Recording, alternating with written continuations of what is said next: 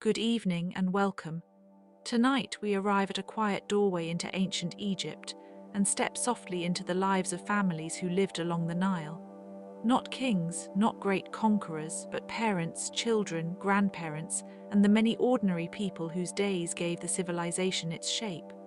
We will spend some gentle time with their homes, their meals, their work, their festivals, and the small routines that held a household together. If you enjoy these calm walks through the past, you may like to subscribe and perhaps leave a comment with where you are listening from tonight, or what ancient subject you might like to wander into next. For now, let the room grow dim and still. Let the day loosen its grip a little. Imagine the soft sound of a river nearby, the warmth of sun-baked walls cooling in the evening, and the steady comfort of a family life that in many ways was not so different from our own. And now, with that quiet feeling beside us, we can begin gently and stay a while with the people who made Egypt feel like home. When we think of ancient Egypt, it is easy to picture temples, statues, and tombs, all those grand things that time has left behind. But most people spent most of their lives in much simpler places. A family home might be made of mud brick, plain in shape, practical in purpose, and designed for a life lived close to the rhythms of heat, light, and work. These houses were often small but not always empty of comfort. A roof might be used for sleeping when the nights were cooler. Courtyards could hold jars of water, grinding stones, baskets, tools, and the patient clutter of everyday life. A family room was not a museum space. It was a place for bread dough, children's voices, mending, washing, and conversation. The walls themselves would have been sun-warmed during the day, then quietly cooling toward evening. In the soft hours after sunset, a home could feel peaceful in a very ordinary way, with the smell of food, the sound of footsteps, and the close presence of people who knew one another well. Some homes were modest and sparse. Others, especially in larger towns or among wealthier families, had more rooms, more goods, and more decoration. Yet across many households, the same basic pattern appears again and again. People needed shade. They needed storage. They needed a place to eat, to sleep, to work, and to gather. And in this way, the ancient Egyptian house was less like a grand statement and more like a careful answer to daily needs. It was shaped by climate, by labor, and by family size. It was a place where life could continue quietly from one day to the next. The family itself was usually the center of that world. A household might include parents and children, but also grandparents, unmarried relatives, servants, laborers, or apprentices, depending on its size and status. The word family could stretch wider than a simple modern picture. This mattered because family in ancient Egypt was not only about affection, though affection certainly existed. It was also about survival, labor, inheritance, and memory. A household was an economic unit. It was a social unit. It was a religious unit, too, in the sense that domestic life was tied to offerings, ancestors, and the ongoing duty to care for the dead. Even in small homes, the boundaries between work and home were not sharply drawn. A mother might prepare food while a child carried water. A father might mend a tool, shape a basket, or plan the next day's labor. Children learned by watching. Older people passed on habits and stories. The household was a place of teaching without a classroom. If we listen quietly to this ancient setting, we begin to see how much of civilization is built not from palaces but from repetition. Water collected, grain ground, bread baked, cloth washed, hair braided, children soothed, tools repaired. These are small actions, but they are the kind that keep a culture alive. And perhaps one of the most interesting things about Egyptian families is that they were so fully embedded in the larger world around them. The river determined harvests, and harvests shaped meals. The seasons influenced work, and work influenced family schedules. Festivals brought people together, while religion gave ordinary duties a deeper meaning. Nothing was entirely isolated. A family might have a favorite place in the shade, or a regular way of arranging containers, or a familiar pattern for when to rise, when to work, and when to rest. These customs were not always written down, but they lived in the habits of daily life. They were remembered in the body, in routine, and in shared expectation. And so, before we go any further, it helps to slow down and simply picture a home at dusk. A small doorway, a few clay jars, a low table or woven mat, someone returning from work, someone preparing a meal, someone waiting by the door. The details are modest, but together they create a world. In ancient Egypt, family life was not separate from civilization. It was the quiet foundation beneath it. Inside an Egyptian family, roles were often shaped by age, gender, status, and the work that had to be done, but the arrangement was never as simple as a single rule. Real households were flexible. They needed to be. Fathers were often associated with labor outside the home, especially in farming, construction, craft production, administration, or trade. But that does not mean they were distant figures only. Men might also help within the household, oversee apprentices, tend animals, repair objects, or take part in family rituals. Their place was practical as much as formal. Mothers, meanwhile, carried enormous responsibility in daily life. They managed food, children, household goods, and the endless details that make a home function. Texts and images from Egypt often show women deeply involved in domestic tasks and also active in business, religious offerings, and family property in ways that can surprise modern viewers. Egyptian women had more legal and social visibility than women in some later ancient cultures, and that mattered within the family. Children were not separated from family work for long. They learned early by imitation. A child might help sweep, carry water, herd small animals, gather fuel, or assist with simple chores. Older children could be given more demanding responsibilities as they grew. Schooling existed for some, especially boys from families with means or connections, but many children learned first through the household itself. There is something very human in that image, the passing on of skill through everyday presence. No grand lecture, no polished lesson. Just observation, repetition, correction, and time. A child watching a parent knead dough learned more than one task. They learned rhythm, they learned patience, they learned that a family depends on many small acts done well. A child watching a father or older brother shape a tool learned care for materials. A child hearing a mother speak with neighbors learned how social life moved through the community. The family was a school in the widest sense of the word. Infants and very young children were, of course, the center of careful attention. Ancient sources suggest that children were valued, cherished, and mourned deeply when lost. Amulets, names, and protective rites could all reflect the desire to keep children safe in a world where illness and accidents were always near. Even now, thousands of years later, it is easy to imagine a parent's concern carrying through the same streets, the same rooms, the same long evenings. There were also different expectations as children grew.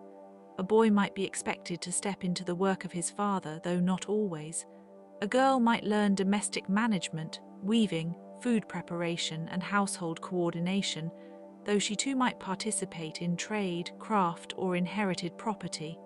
Life was never perfectly uniform. Families adapted to circumstance. Some children would go on to serve in temples or administrative offices. Others would farm, fish, bake, weave, or work in workshops. Many would simply remain in the same social world as their parents, repeating familiar patterns with slight changes as generation replaced generation. And yet, even with all that structure, there was room for tenderness. Tomb scenes and surviving inscriptions sometimes suggest affection between spouses, care among parents and children, and the sorrow that comes with separation. Ancient people were not emotionally distant because they were ancient. They were human. It is easy, perhaps, to imagine a mother smoothing a child's hair before sleep, or a father lifting a young child into the shade of a doorway, or siblings sitting close together while the work of the day finishes slowly around them. These are small images, but they help us remember that history is not only made of officials and monuments. It is also made of ordinary touch, ordinary speech, and ordinary concern. In Egyptian families, those ordinary things mattered very much.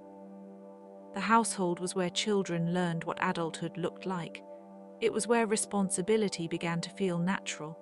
And it was where the future, in all its quiet uncertainty, was passed gently from one set of hands to another. If we want to understand a family, sometimes it helps to begin with food. In ancient Egypt, meals were not exotic in the distant, romantic sense. They were familiar, repetitive, nourishing, and deeply tied to the household. Bread and beer formed the center of many daily diets, along with onions, garlic, lentils, beans, fruit, vegetables, fish, and for those with access to it, meat or poultry on special occasions. Bread was not just one thing. There were many kinds of bread, shaped and baked in different ways. Grain had to be collected, cleaned, ground, mixed, and cooked. That meant a great deal of labor, much of it likely done within or near the home. A family did not simply receive food, they transformed it. Beer, too, was ordinary and important. It was a staple beverage, often less a luxury than a daily companion to meals. In a climate like Egypt's, where clean water could be variable and work was physically demanding, beer played a practical role. It was part of nourishment, part of habit, part of the rhythm of life.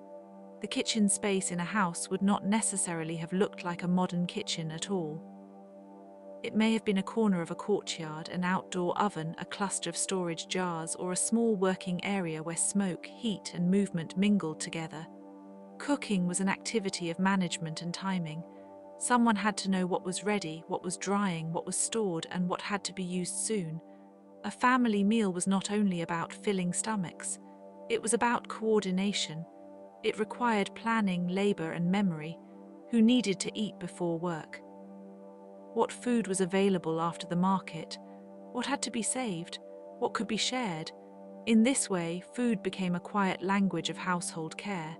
The scent of bread, warm and plain, is one of the easiest things to imagine across so many centuries. It is simple, but it has a power of its own.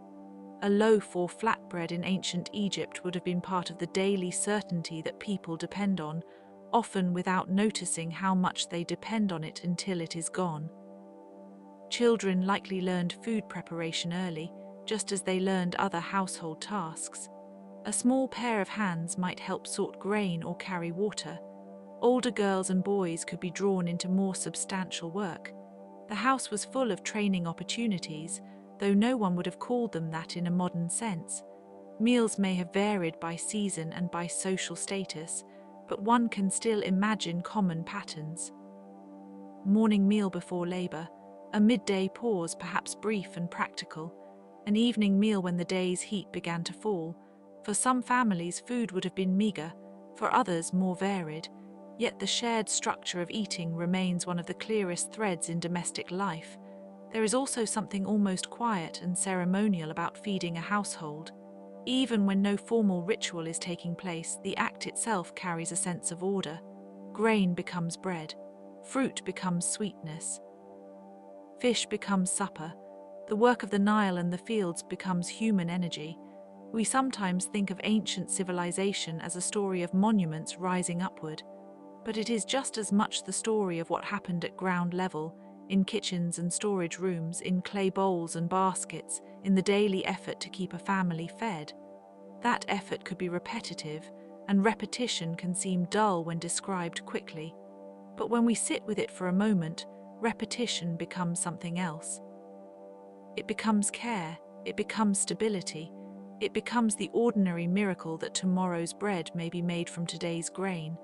And so in a family home by the Nile, the kitchen was not separate from the heart of the household. It was the heart of it, or at least one of them. The place where labor was transformed into comfort, and where the body was quietly reminded that it belonged to a living community. Even now, that remains easy to understand. A shared meal can settle a room. It can soften the edges of a day. It can make a house feel like home. Ancient Egyptian families knew that feeling well, even if they would have described it in their own words with their own customs and their own unhurried way of gathering around what had been prepared for them. In everyday family life, clothing was practical, but it also carried messages about age, status, work, and taste. In the heat of Egypt, light garments were useful, and linen was especially important. Linen could be plain and functional, or more finely made for people of greater means. A family's clothing told a soft story about its place in the world. Children's clothing may have been simpler still. Sometimes the smallest children were shown with shaved heads, except for a side lock of hair, a detail that appears in artistic representations and helps mark youth. As children grew, their appearance changed, and those changes helped the household keep track of growth, responsibility, and identity. Washing, grooming, and personal care were part of family life too. The ancient world was not careless simply because it was ancient. People cared about cleanliness, appearance, and bodily comfort. Oils, combs, fragrances, and bathing routines all played roles, though practices would have varied by means and season. Hair could be worn in different ways.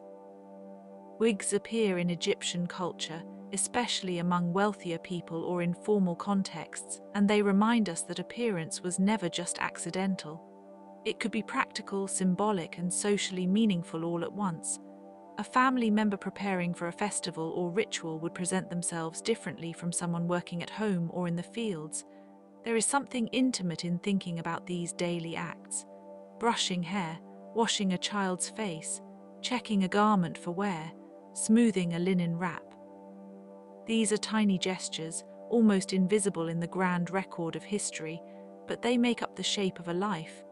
In a busy household, care of the body was not only personal, it was collective. One person might tend another, especially in childhood or illness. Mothers would have been central here, but not only mothers. Grandparents, siblings, spouses, and other family members could all play a part in the practical attentiveness that keeps people going. Medicine in ancient Egypt was sophisticated in some respects, and household care existed alongside specialist knowledge. Families would have relied on remedies, ritual protections, and practical experience when someone fell ill. In a world without modern clinics, the home was often the first place where care happened. That care might include food, rest, bandaging, herbal preparations, or appeals to divine protection. The line between medicine and ritual was often soft rather than sharp. A family did what it could using the knowledge available to it, and that knowledge was passed on through memory and practice. Even a simple object can tell us something about this world. A comb, a linen strip, a jar of oil, a small bowl, a cloth bundle, a cosmetic container. These are not dramatic artifacts, but they are deeply human. They suggest hands at work and the steady effort to keep the body comfortable within a difficult climate. Clothing also had seasonal meaning. The sun could be fierce. Dust could be constant. Work could be demanding. A family had to think about protection from heat, movement during labor, and the durability of fabric. Clothing was part of adaptation, and beyond all the practical matters there was pride. People everywhere tend to care about how they are seen by those around them, especially within their own household and community. A child dressed for a festival, a parent preparing for a gathering, a grandparent wearing a familiar garment with dignity, all of these details would have mattered. A family is not only a unit of survival, it is also a place where people are recognized, where a child's growth is noticed, where an older person's experience is respected, where the body itself becomes part of the shared life of the home. If we imagine an Egyptian household in the late afternoon, we might see dust on the floor, light on a linen shoulder, a comb laid aside, a jar half full, someone rinsing a cloth, someone else preparing for evening. Nothing grand, nothing theatrical. And yet all of it quietly alive. The body in family life is where the day is carried. And in ancient Egypt, as in every age, the care of the body was one of the ways love became visible. It did not always speak loudly. Sometimes it only appeared as a towel, a cup of water, a repaired garment, or a moment's rest in the shade. A family in ancient Egypt did not usually exist apart from work. In many cases, the household itself was the center of production, planning, and survival. This is one reason Egyptian families are so interesting. They were not only private units, they were active parts of the economy. Agricultural families labored with the cycles of the river and the fields. Their lives depended on planting, harvesting, storing, and distributing grain. Other families may have been attached to craft production, administration, temple service, or trade.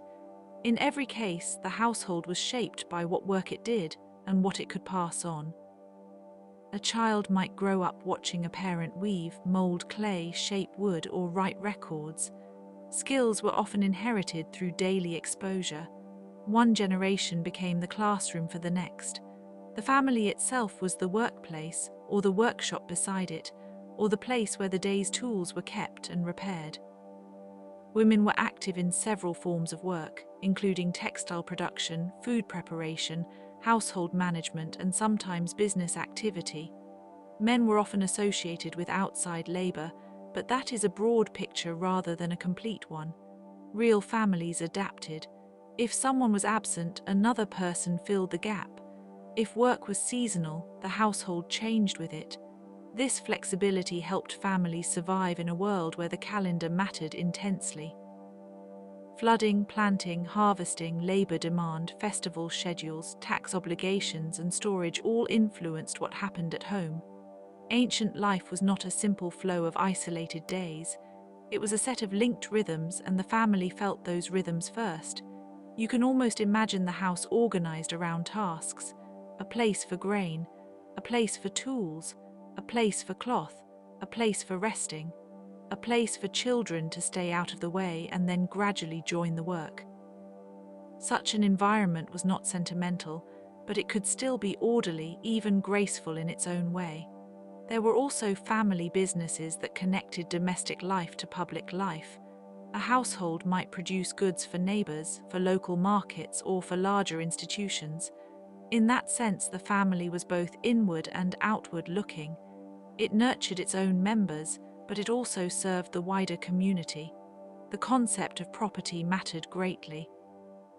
Land, tools, animals, and inherited goods could shape the future of a family. A household with more resources had more security, but also more administration, more record keeping, more obligations. Wealth could reduce certain hardships and create others. For many families, however, the most important wealth was labor itself and the ability to divide it intelligently. Who could carry water? Who could tend the animals? Who could watch the children? Who could go to market? Who could stay behind and repair the baskets or the nets? These were not minor questions. They were the quiet architecture of everyday survival. When we think of ancient civilization, we often picture rulers issuing commands from afar. But the family economy reminds us that most life happened much closer to the ground. People made choices day by day, based on what their household needed and what the season allowed. The Nile itself encouraged that practical view of life. Its predictability, though never perfect, made planning possible. Families learned to live within a cycle that returned again and again. That meant memory was useful. Experience mattered. Knowledge passed through kinship could save time, food, and effort. A grandmother's advice, a father's habit, an aunt's method of storing grain, a sibling's way of keeping track of tools. These small things were part of the family's intelligence. We might call it tradition, though that word can sound formal. In practice, it was simply wisdom that had survived because it worked. There is comfort in that idea. Not every useful thing needs to be dramatic. Some of the most valuable knowledge is quiet, repetitive, and patiently learned. How to seal a jar, how to keep bread from spoiling too quickly, how to judge the weather, how to tell when a child is tired before the child can say it. These abilities turn a family into a durable structure, not rigid but stable, not perfect but capable, and if we look long enough at household work, we begin to notice that it was never only labor. It was also intimacy. Shared effort creates familiarity. Familiarity creates belonging. And belonging, in a world as demanding as ancient Egypt, was a very real kind of shelter. Marriage in ancient Egypt was less likely to be described with the elaborate ceremony we might expect today, and more likely understood as a practical and social transition into household life. The details varied over time and between families, but the center of marriage was often the formation of a working partnership. A husband and wife might live together, build a household, raise children, manage property, and share the responsibilities that sustained family life. Some surviving evidence suggests a degree of legal and economic independence for women that can surprise modern readers. Marriage did not erase a woman's identity in the way some later cultures did. She could retain rights, possess property, and appear in records. That does not mean ancient Egypt was equal in a modern sense. Far from it. But it does mean that family life was shaped by a complex balance of roles rather than a single rigid model. Married life was practical, but it was also personal. Spouses appear in tomb scenes, texts, and inscriptions as companions, parents, and partners in memory. We can imagine the quiet work of a shared household, deciding where to live, dividing duties, raising children, managing food, cloth, tools, and social obligations. The emotional and practical sides of marriage were closely linked. A good partnership would have made daily life smoother, and a strained one would have made every task harder. The family home could hold affection, cooperation, tension, and endurance, often all at once. Human relationships rarely unfold in a single tone. Ancient households would have known that as well as any modern one. In many cultures, marriage is discussed mostly in terms of ceremony, romance, or law. In Egypt, it was likely all of these things to different degrees, but the household itself remained central. A marriage had to work in the ordinary sense. It had to keep meals coming, children cared for, tools repaired, and the future organized.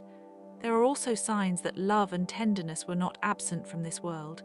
Egyptian poetry and inscriptions sometimes express longing, admiration, and domestic affection. A spouse could be remembered warmly. A family could be honored in inscription and image. The bond between partners was not only legal, but emotional and social. And because family life was so closely tied to inheritance, a marriage also mattered for continuity. It was the bridge between generations. It helped determine who would carry a household forward, who would care for elders, and how property or responsibility would move through time. This is one reason marriage can feel so weighty in ancient societies. It was not merely about two people. It was about a chain of survival, a pattern of labor, and the future of a name. Yet even here, in all that structure, there was room for everyday kindness. A shared cup of water, a repaired piece of cloth, a conversation after work, a child asleep between two exhausted adults. These details may never have appeared in formal records, but they are part of the atmosphere of family life all the same. Some households would have included extended kin as well, so marriage did not always mean the clean start of a brand new world. It could mean entering into a wider set of obligations and relationships. Parents-in-law, siblings, cousins, and older relatives might all shape the household's tone. That wider web of kinship mattered. It meant that marriage linked not just two individuals, but two families, two sets of expectations, two storehouses of memory. The result could be support, advice, and stability. It could also bring pressure. Families are rarely simple. Even in ancient Egypt, they were living networks rather than neat diagrams. And still, at the center of all that complexity, there was the basic fact of shared life. Two people or more building a home together day by day under a sky that moved with the sun and the seasons. That image, modest as it is, may be one of the most enduring in all human history. In many ancient households, older family members would have carried a special kind of authority. They held memory. They held experience. They remembered the habits of earlier years, the names of ancestors, the locations of stored goods, the timing of festivals, and the practical lessons that younger people had not yet learned. Old age in ancient Egypt was not necessarily hidden away from family life.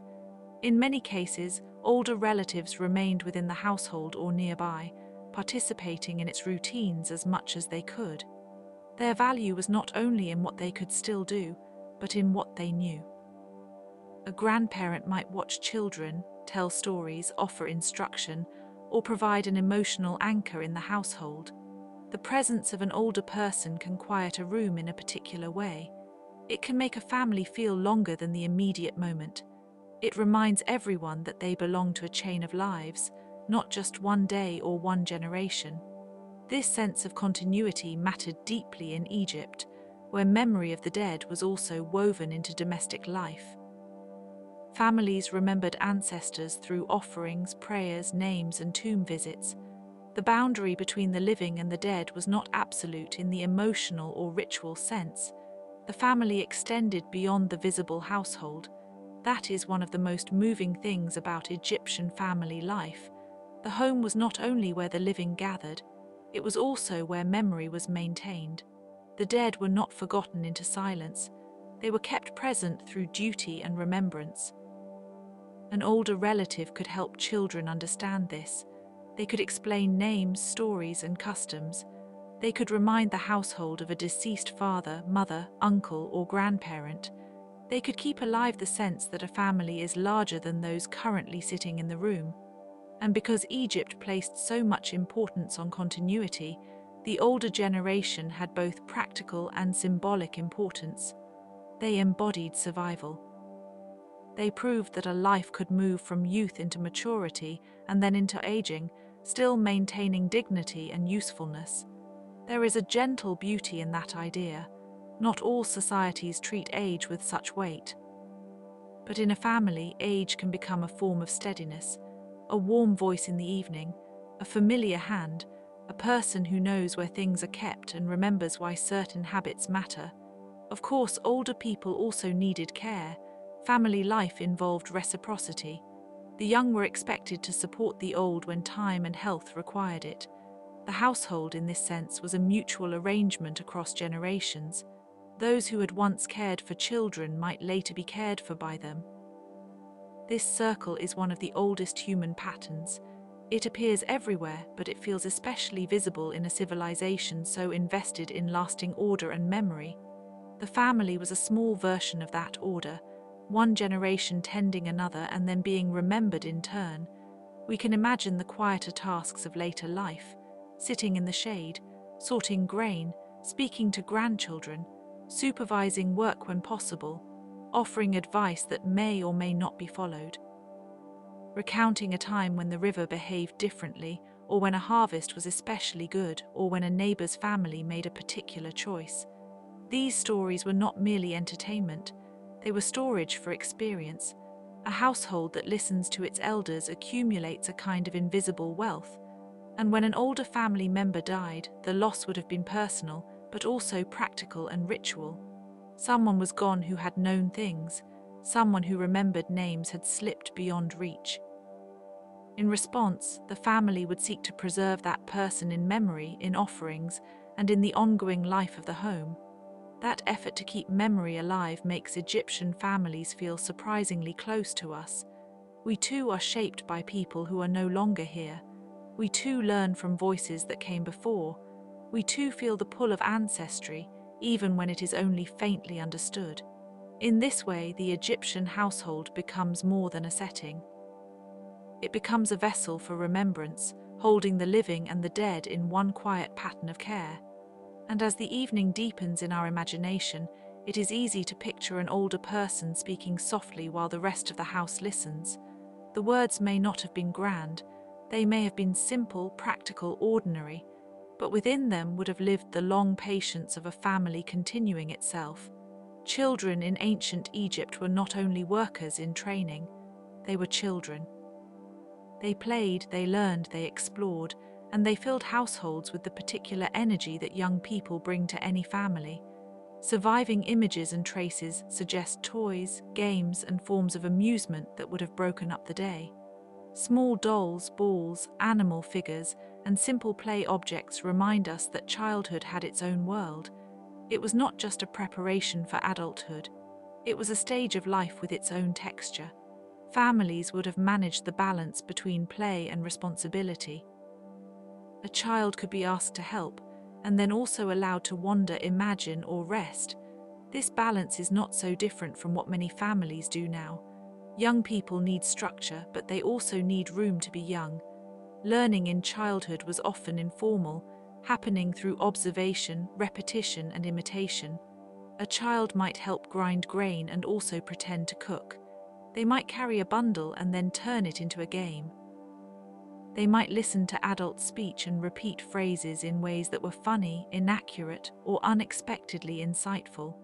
Perhaps a child watched the rituals of a household with serious attention, noticing which gestures were repeated, which words were spoken, which objects were respected.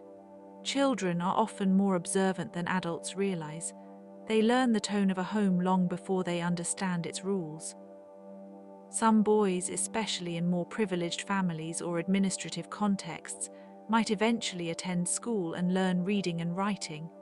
The scribal profession opened doors to bureaucracy, record keeping, and status. But even then, the foundations often began at home, where discipline and language first took shape. Girls also learned important skills from childhood onward, whether in domestic work, textile production, family management, or other forms of practical knowledge. In every case, the child's world was shaped by the needs of the household and the expectations of the community. Yet even amid those expectations, there is room to imagine delight. A child chasing another through a courtyard, a game played with pebbles or sticks, a parent smiling at the noise before asking for a little less of it. These scenes help soften the historical distance. Children also mattered symbolically. They represented continuity. They were the future in visible form. A family without children or without surviving children would have faced emotional and practical uncertainty. That is true across many societies. In Egypt, where the family line, memory, and daily labor were all so closely tied together, children were especially meaningful. The care of children would have included feeding, protecting, teaching, and watching for signs of illness or fatigue. This care was likely patient and repetitive. A young child needs the same reassurance many times. Families know this instinctively, whether they live in a modern apartment or a mud brick house beside the Nile. There is tenderness in the ordinary management of childhood. The child who is too sleepy, the child who refuses food, the child who wants to keep playing when the day is ending. These moments, multiplied across thousands of households over thousands of years, form a deep and almost invisible history. Egyptian art sometimes presents children in stylized ways, but even stylization can reveal feeling. It suggests that childhood had a recognized place in the social imagination. It was seen, it was remembered, it mattered enough to be represented. And when we think about it quietly, that makes sense. A civilization that values order, continuity, and renewal would have to care very much about children. They are the bridge between yesterday and tomorrow. They are the part of a household that keeps moving. So while temples and tombs may command attention, the simple laughter or crying of a child in the family home may have been just as central to the lived reality of ancient Egypt. That sound, if we could hear it now, would probably feel very familiar. Religious life in ancient Egypt was not confined to temples. It entered the household in soft, regular ways. Families honored gods, ancestors, and protective powers through daily gestures, small offerings, and domestic observance. A home might contain an altar-like space, a shrine, or objects used in ritual care. Even where such items have not survived, we can still sense that family religion was woven into ordinary life. Food could be offered, names could be spoken, protective amulets could be worn, prayers could be made for health, fertility, safe travel, or the well-being of the household. These practices were not separate from family concerns. They were family concerns. A parent wanted a child protected, a household wanted a safe harvest, a spouse wanted stability, an elder wanted memory and peace. Religion gave form to these hopes. Festivals would have been moments when this world grew brighter and more public. Families could join in processions, communal meals, music, dancing, and visits to sacred places. The atmosphere of a festival would have contrasted with the quieter rhythm of the home. Yet the home remained central even then, because people returned to it carrying the memory of the celebration. Children especially would have experienced festivals as a kind of widening of the everyday world. The street, the temple, the crowd, the music, the colors, all of these would have felt different from ordinary labor, but the family was the bridge that made sense of it all. Parents explained, relatives guided, older people remembered how things were done. Household offerings and domestic rituals also tied the living family to ancestors. This could be simple, almost understated, a meal set aside, a name spoken, a gesture of respect, but simplicity does not mean insignificance. Repeated over time, such acts create a deep moral climate inside a home. The Egyptian view of order, often summarized in the concept of balance and rightness, was not merely political or cosmic. It entered household habits: feed the child, respect the elder, care for the dead, keep the home in order, work with the season, attend to one's duties. These actions were not separate from religion. They were part of how a family lived rightly in the world. That is one reason domestic ritual can feel so intimate. It takes the great and distant concerns of the universe and places them in a bowl, a phrase, a piece of cloth, or a corner of a room. The scale becomes human. A family preparing for a festival might clean, dress, cook, and organize itself carefully. There would be anticipation, but not necessarily loud excitement. In many traditional societies, sacred time is approached with composure. The point is not to overwhelm the senses, but to align the household with a larger order. Amulets and symbols also played an important part in family life. They could be worn by children, placed in homes, or carried during work. Their purpose was protective and comforting. A small object can carry a surprising amount of emotional weight when it stands for safety. In this way, religion in Egyptian family life was continuous with domestic care. Protection, memory, nourishment, and order all belonged to the same broad field of concern. The family was where belief became habitual, not always spectacular, not always public, but steady like the river itself. And so, when we imagine an Egyptian household on a festival day, it is helpful not to think only of crowds and spectacle. Think also of the quiet before leaving home, the last adjustment of a garment, the child being reminded not to wander too far, the elder holding a familiar object, the small, careful transition from private life into shared sacred time. These are the moments that made religion livable. They made it part of the family's breathing rhythm. And they remind us that the great ancient world was sustained day after day by people who knew how to prepare a home for what was holy. It is difficult in a simple narration to say enough about the roles of women in ancient Egyptian families, because they were varied and sometimes underestimated. In household life, women were central. In legal and economic life, they could also hold a degree of independence that stands out in comparison with many other ancient societies. A woman might manage the home, of course, but that phrase can sound narrower than it really was. Managing the home meant overseeing food, children, textiles, storage, routine labor, and social relationships.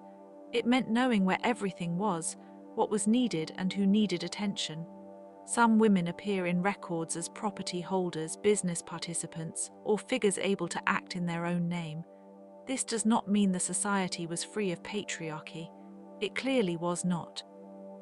But it does mean that female family members were not always invisible. They could be present in transactions, inheritance, and ritual. Within the household, that presence would have shaped everyday authority. A mother could be the person who knew the rhythm of the house best. A grandmother could be the memory of the house. An aunt or sister could be part of a practical network of assistance. Women's work was not marginal to family life. It was family life. Textile production is one of the clearest examples. Cloth mattered enormously, and producing it took time and skill. Spinning, weaving, mending, and caring for garments could involve many hands. This kind of work was patient, repetitive, and highly valued. It is easy to overlook because it is quiet, but quiet work is often what keeps households whole. Women also participated in rituals, music, lamentation, and the care of the dead. In funerary contexts, female relatives could play important roles in remembrance and mourning. This tells us something important about family culture. Women were not only builders of daily order, but carriers of emotional and ritual continuity. A household without women's labor would have been incomplete. That might sound obvious, but it deserves to be said plainly, because so much of the ancient record privileges public male roles, while domestic realities remain partially hidden. To understand Egyptian families clearly, we must look steadily at what happened inside the home. And inside the home, women were often the ones who knew the exact shape of the day, when food would be ready, when a child needed attention, when a garment had to be repaired, when an elder should rest, when a guest ought to be greeted. These are not small decisions, they are the decisions that make life feel manageable. There is also the matter of affection and authority together. In many families, the person who disciplines also comforts. The person who prepares food also remembers birthdays or the equivalent of them, or perhaps the festivals that mattered most to the household. Authority in family life is rarely one-dimensional. It is woven with care. When we picture women in Egyptian families, then we should not imagine a single role. We should imagine many roles overlapping and changing across a lifetime. A daughter becomes a wife, then a mother, perhaps a grandmother, perhaps a widow, perhaps the head of a household. Each stage brings new forms of responsibility, and because so much of home life depended on social memory, women often helped preserve custom across generations. They transmitted songs, food habits, personal routines, and methods of care. They knew which child preferred what, which neighbor could help in a pinch, which festival required which preparation. These are the skills of civilization at the domestic scale. They do not always appear in inscriptions, but they are everywhere in the life of a family.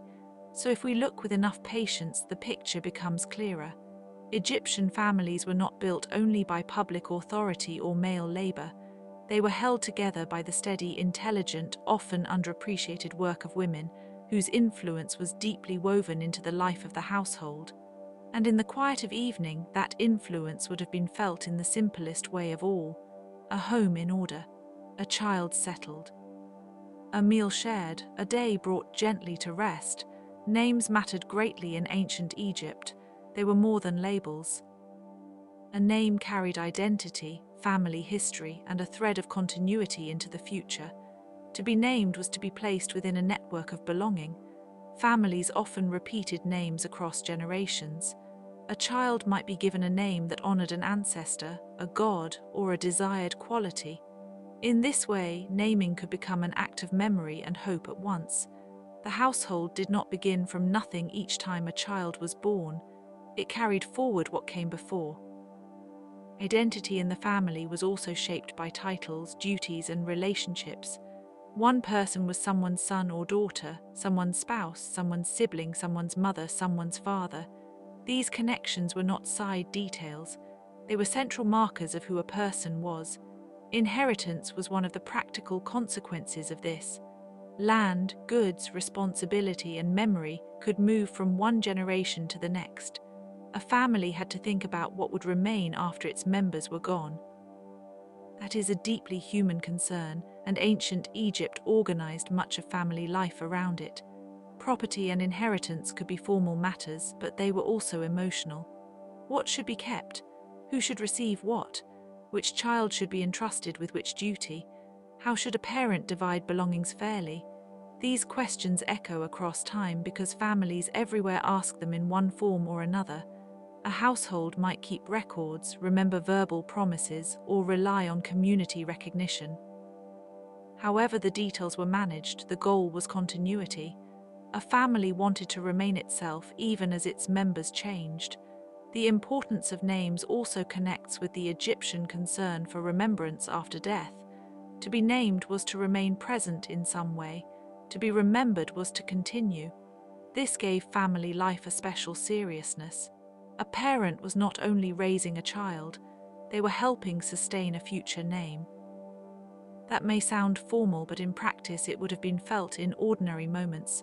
Calling a child, introducing a relative, speaking the name of a grandparent, marking a lineage in a document or a tomb. Every repetition renewed the thread a little.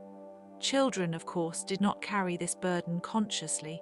They simply lived inside it, growing into identities that had been prepared for them. A name could be a gift, a hope, a blessing, or a reminder, sometimes all at once. Ancient Egyptian writing preserves many names for us, but names on stone are only part of the picture. The spoken name used daily inside the home would have been warmer, softer, more immediate. It would have sounded in kitchens, courtyards, workspaces, and sleeping areas. There is something comforting about that. A family is partly a chorus of names, called and answered over and over again. In the morning, at mealtime, in worry, in affection, in reprimand, in joy. And because inheritance was tied to identity, a family's future depended on more than material goods. It depended on recognition, who belonged, who would remember, who would continue the line of care. This is why family life in Egypt was not just practical, it was deeply symbolic in the everyday sense. The work of the household helped shape the moral and historical future of the family. We often speak of ancient monuments as things built to last. But names too were a kind of monument. Smaller, softer, spoken more often but no less important. A family repeated its own memory through names, and in doing so made time feel a little less fragile. No family history in ancient Egypt can be complete without speaking gently about death. In a civilization so deeply concerned with order, continuity, and remembrance, death was not a simple ending. It was a transition that shaped family life in profound ways. When someone died, the household would have felt the absence immediately. A seat was empty, a voice was gone, a routine changed, a source of guidance, labor, or affection had disappeared. The emotional reality of that loss would have been as real as it is now, even if the language around mourning differed. Families remembered the dead through tombs, offerings, inscriptions, and regular acts of care. The dead were not abandoned to anonymity. They were maintained through ritual, and in that maintenance the family extended its own life beyond the visible world. Tombs in Egypt can sometimes seem monumental and distant, but they were deeply connected to family concerns. A tomb could preserve a name, a status, and a place in memory. It could also become a site of ongoing responsibility. Living relatives might bring offerings or make visits to honor the deceased. This tells us that family bonds did not end neatly with burial. They continued in a different form. A deceased parent might still be spoken of, an ancestor might still be addressed in ritual. The household carried that relationship forward. Mourning would have been personal, though the forms of expression may not always be easy to reconstruct. We can imagine grief in the ordinary terms that define it across cultures. Quietness, delay, careful movement, a change in the tone of the house. The children noticing something has happened, even before they understand all of it. And because the dead mattered to the family's future as well as its past, mourning had a practical side too. An inheritance had to be managed. A household role might need to be filled. A new arrangement had to be found. Grief and logistics, sorrow and survival often moved together. There is a kind of tenderness in the Egyptian effort to keep the dead present. It suggests that family did not stop at the edge of life. It stretched outward into memory, into ritual, into names repeated by the living. That continuing bond is something many people still understand instinctively. We keep photographs, we speak names, we tell stories, we return to a grave or a memory or a phrase that someone used to say. Egyptian families did this with great seriousness, and in doing so they made remembrance into a daily duty. The result was a culture where the family home and the tomb were not utterly separate worlds. One reflected the other. The living household prepared for the dead, and the dead household in memory continued to shelter the living. It is a solemn thought, but not a frightening one. More a reminder that human beings have always looked for ways to keep connection from breaking entirely. And perhaps that is one of the deepest truths about Egyptian families. They lived with the awareness that life is brief, yet they made room for continuity anyway. Through names, offerings, stories, and memory, they kept one another near. In the softness of night, that idea feels especially fitting. The day ends, but not everything ends with it. Some things are simply carried forward. If we want to picture an Egyptian family clearly, It may help to follow them through a year or even through a single changing season. The river rises, the fields respond, the work shifts, and the household adapts. During one part of the cycle, there might be more labor in preparation. At another, more labor in harvest. At another, a relative may travel, a child may grow older, a festival may arrive, or a household task may be delayed until conditions improve. Family life was always moving with the environment. This connection to the seasons gave the household a steady but changing rhythm. A family could not assume each day would look the same, yet the repetition of the cycle created a kind of stability. The work returned, the meals returned, the rituals returned. The children returned from play, from chores, from sleep, and the house kept welcoming them back. One of the most satisfying things about studying family life in ancient Egypt is that it reveals how civilization depended on adaptability. Families were not static. They adjusted to weather, labor, age, and need. That flexibility was a form of intelligence. A home in the hotter months might feel different from a home in cooler weather. A roof might be used more. A courtyard might become more active. Water becomes more central. Shade becomes more precious. Rest becomes a valued part of the day. In a season of intense work, the household might grow more focused. In a season of relative ease, there might be more time for repair, visiting, storytelling, and ceremony. The family was not only responding to the environment, it was learning from it. There is something calming about that relationship. Human life in this setting is not rushed toward constant novelty. It moves in loops. It returns. It rests, it repeats. That is partly why ancient daily life can feel so restful to listen to, even when it was full of effort. The family, after all, is one of the main places where time becomes legible. Children grow, adults age, objects wear down and are repaired, land produces, food is eaten, memory accumulates. The seasons mark these changes, but the family carries them.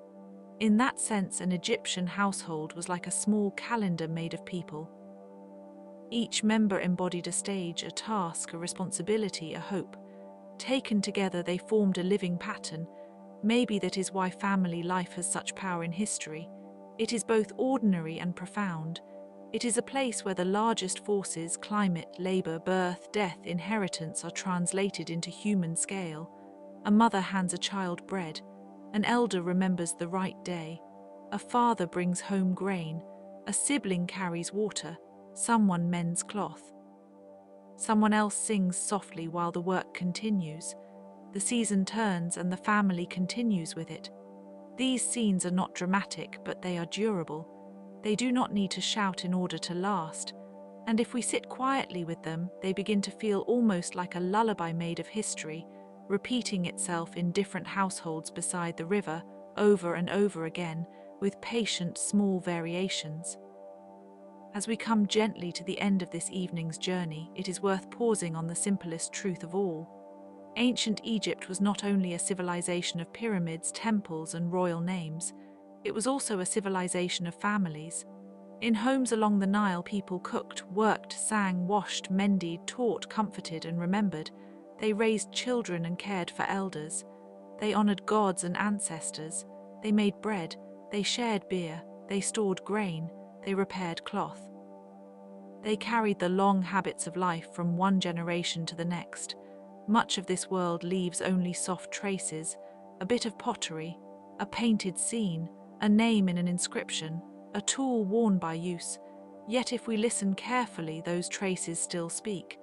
They tell us that ordinary life was never ordinary to the people living it. It was the center of everything. There is comfort in that. The family home, even in a distant age, was a place where people tried to keep one another safe, fed, known, and remembered. That effort may be one of the most human things that ever existed. So as the night grows quieter, let the image remain simple. A house by warm stone, a family moving slowly through the evening, a child listening, an elder resting, a meal being prepared, a river nearby carrying time forward in its patient way. And if you are ready, you may let this ancient household drift softly away, while your own room becomes a little dimmer, a little stiller, and a little more restful. Good night. The house itself in ancient Egypt was often more than a shelter from the sun. It was a small world with its own rhythm. Walls of mud brick held the heat differently from day to night. The roof might be flat, useful and simple, a place where the evening air could be felt more directly. Doorways were thresholds not only between inside and outside, but between privacy and the life of the street beyond. It is easy to imagine these homes as bare by modern standards, yet they were lived in with great care. The objects inside were chosen for use, but also for comfort, reputation, ritual and memory. A stool, a basket, a woven mat, a storage jar, a cosmetic pot, a comb, a linen cloth folded carefully in a corner, each of these had its own quiet role. Very little in a household was entirely casual. Even the smallest possession could belong to a pattern of daily survival, and daily survival in the ancient world was never small. A family's morning might begin early before the sun became too strong. Someone would fetch water, someone would knead dough, someone would check the grain bins because grain was not just food but time held in reserve. Stored grain carried the promise of another meal. It linked one season to the next. In that sense, every household was also a little archive of nourishment. The work of preparing bread may have seemed so familiar that it needed no explanation, yet it was one of the great rhythms of Egyptian life. Grain was ground with patient effort, often with a handstone, a motion repeated so many times that the body likely knew it almost without thought. The flour was mixed, shaped, and baked. Bread came in many forms. Some loaves were simple, others were flavored or sweetened. Some were offered in temples, some were eaten in the quiet of a family meal. Bread was one of the ways a household turned labor into life. Beer belonged beside it, not the same as modern beer, but a nourishing drink made from grain, common enough to be ordinary and important enough to be culturally central. It could be part of rations, part of hospitality, part of daily diet. In a warm climate, in a laboring society, liquids mattered greatly. A drink could be sustenance, it could be refreshment. It could be a sign that the household had managed its provisions wisely. If we listen to the idea of a family's daily food, we can almost hear the quiet choreography behind it.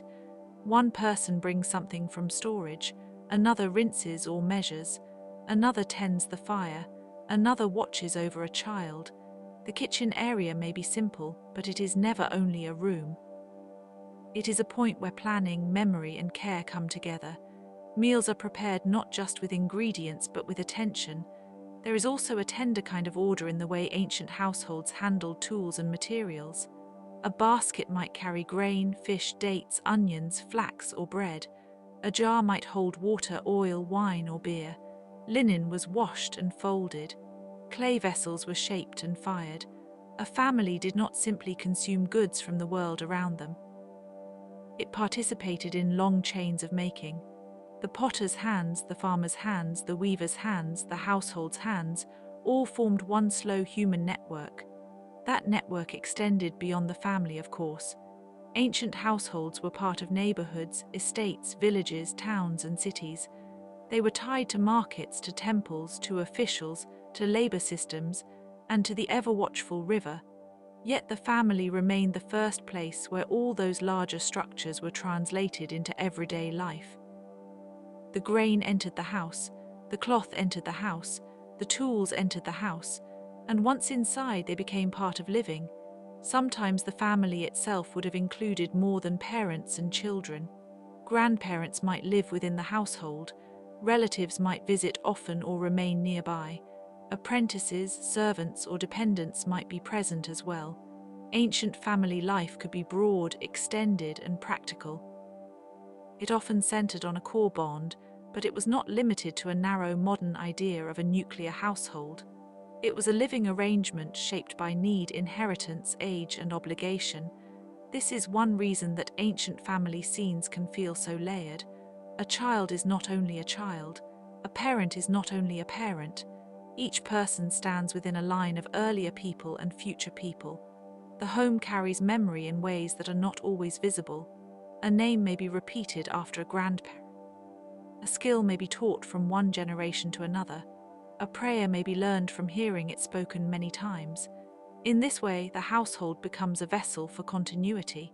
Some names from ancient Egypt survive in inscriptions and tombs. We know the names of queens, administrators, artisans, and scribes, but countless family members remain unnamed in the larger historical record. Still, the archaeological traces suggest lives of great intimacy and routine. A mother's care, a father's concern, the discipline of children, the hopes attached to a son or daughter, all of these belong to history even when history did not record them in full. And perhaps that is part of the quiet mystery of ancient family life. So much of it is absent not because it was unimportant, but because ordinary affection leaves subtler marks than monuments do. A worn object, a reused vessel, a wall painting of a family meal, a handful of letters, a grave with offerings, these are often all that remain. Yet they are enough to suggest warmth, hierarchy, tenderness, and continuity. In some households, there may have been moments of solemn ritual woven directly into the day. A small shrine, a figurine, an offering to a god of the household or to a protective spirit. Ancient Egyptian religion did not belong only to temples and priests. It was also part of domestic life, part of thresholds and rooms and daily gestures.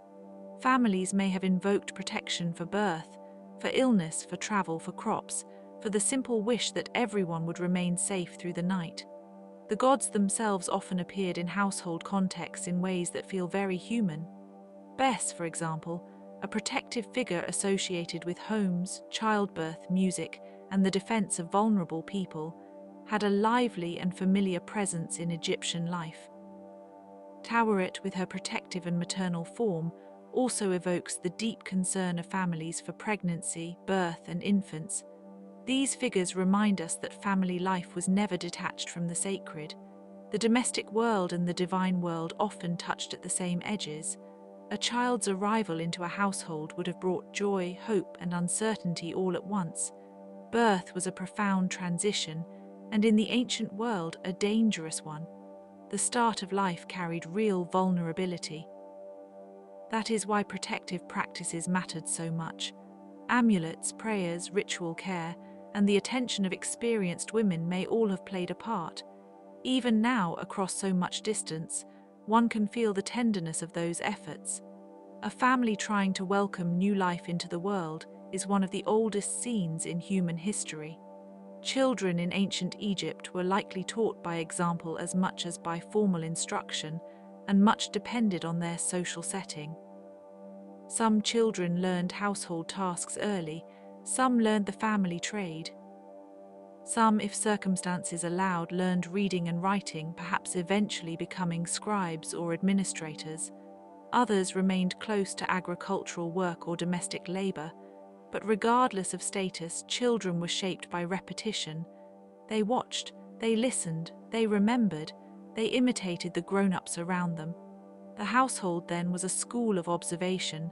It taught timing, it taught endurance, it taught when to speak and when to listen. It taught how to carry water without spilling it, how to grind grain with steadiness, how to keep linen clean, how to care for animals, how to enter a room respectfully, how to greet an elder, how to understand the signs of a changing season. These are humble lessons, but they are among the deepest human lessons available.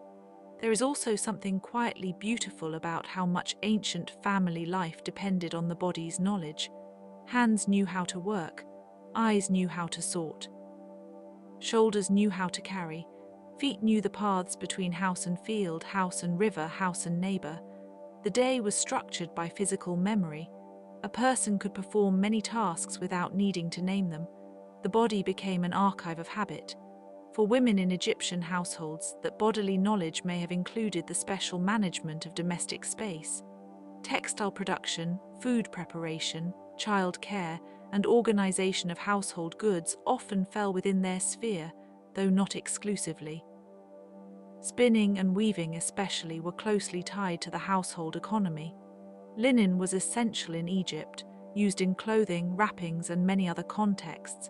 It took time to make, and its making connected homes to larger systems of cultivation and trade. Textiles are a particularly lovely kind of evidence because they combine fragility and persistence. Cloth wears out, gets remade, becomes part of something else, yet the act of weaving itself suggests patience. Threads run parallel, then cross, then slowly become a surface strong enough to serve a family. There is a symbolic feeling to that. A household, too, is made of many separate lives crossing one another over time. A father in an Egyptian household may have been involved in work beyond the home, perhaps in fields, workshops, administration, transport, or construction. His role could include provision, discipline, inheritance, religious responsibility, and representation in wider society. Yet in the domestic setting, he too would be part of the daily flow. Ancient images sometimes show fathers with children, sometimes in scenes of teaching or offering, sometimes in the company of spouses or relatives. The exact details vary by period and status, but the underlying truth remains that fatherhood was not abstract. It was lived through presence, guidance, and the management of a shared future. Marriage itself in ancient Egypt is another quiet topic, often less publicly ceremonial than in some later cultures. It appears to have been rooted in household formation, partnership, and social continuity. Love and companionship certainly existed, and some surviving poetry from Egypt speaks with remarkable tenderness. Yet marriage also served practical ends. It joined labor, property, kinship, and lineage. A family was, among other things, a working alliance between people who hoped to make a life together. And because so much of ancient life was shaped by material constraints, the family often had to make decisions with great care.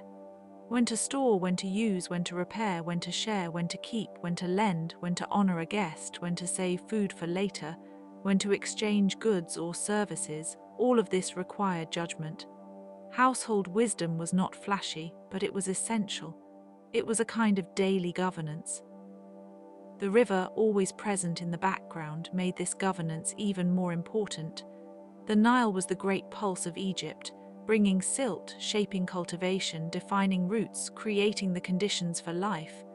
Families lived not beside a static landscape, but within a recurring ecological pattern. Flood and recession, planting and harvest, abundance and caution, these cycles influenced what a household could do and when it could do it. A family's mood may have changed with those cycles. In one season, the work might be intense and outward-facing. In another, the pace might slow. Repair could happen, tools could be cleaned, nets could be mended, pots could be replaced, clothes could be sewn, objects could be inspected and stored. Children might spend more time learning from older relatives. There may have been days when the household seemed to settle around a quieter center, almost as if the world itself had softened its voice. This seasonal movement gives ancient life a kind of breathing pattern. It helps us understand why people in Egypt developed such a strong sense of continuity. The world around them was never random. It was variable, certainly, but not chaotic. That predictability made family planning possible, and it also encouraged reverence. When life depends on regularity, people become attentive to signs. They look closely. They remember the year before. They compare. They pray. The Egyptian sense of time was not only practical but sacred. Many festivals tied the family to wider communal rhythms. A household might prepare offerings for gods, participate in local celebrations, or mark special occasions with food and gathering. These events reminded people that the family did not exist in isolation. It belonged to a larger moral and cosmic order. The home was a small reflection of the kingdom, and the kingdom, at least in ideal form, was imagined as an orderly household on a vast scale. That analogy between family and state is one of the enduring features of ancient political thought. Order at home reflected order in the world. Care within the family could be viewed as part of cosmic harmony. Stability in the household echoed the stability of the land. This is why scenes of family life in art and tomb decoration often feel so composed. They are not merely personal, they are also symbolic. A family shown in peace suggests a world where peace has taken root, And yet peace did not mean idleness. Ancient households were busy places full of motion and sound, a baby crying, a pot clinking, footsteps on packed earth, the scrape of a grinding stone, the murmur of conversation. The occasional call to a child or helper. The sounds would have been ordinary, but together they formed the music of survival. One can imagine the aftertaste of a simple meal. Bread, perhaps with dates or onions, maybe fish from the river or vegetables from a garden plot, maybe a little oil or a sweetener if available. Meals were not always lavish, but they were meaningful. To eat together is to share time as well as nourishment. Family meals, in whatever form they took, quietly affirmed belonging. They declared that the people at this table, mat or courtyard, were connected for this hour and beyond it. There is also the matter of water, which in the hot climate would have been constantly on the mind of the household. Water had to be carried, stored, protected, and used carefully. Its presence shaped the day. Washing, drinking, cooking, cleaning, all depended on it. A family's relationship to water could be intimate and practical at once. The effort of carrying it may have been one of the most repeated motions in daily life, and repeated motions have a way of becoming invisible unless we pause to notice them. To imagine an Egyptian family is to imagine, too, the smell of things. Sun-warmed mud brick, grain, smoke, oil, linen, water, animals nearby. Perhaps the sharp scent of onions or garlic, perhaps the sweetness of dates. Ancient domestic life would not have been clean in a modern sterile sense, but cleanliness itself had meaning. Bodies were washed, hair was cared for, cosmetics could be used. Linen was valued partly because it could be kept relatively fresh. Personal appearance carried social and ritual importance. This concern with appearance should not be mistaken for vanity alone. In many cultures, and certainly in ancient Egypt, the care of the body could express dignity, health, and order. Hairstyles, perfume, eye paint, jewelry, and clothing all belong to the social language of daily life. A mother preparing a child, a person attending a festival, a family readying itself for a visit, these moments joined practicality and presentation in the same gesture. Children may have been especially central to such moments. Their lives were vulnerable but also deeply cherished. Evidence from tomb scenes, objects, and inscriptions suggests that family bonds mattered greatly across classes. Parents mourned children. Children honored parents. Names carried memory. Burial customs reveal love that hoped to outlast the body.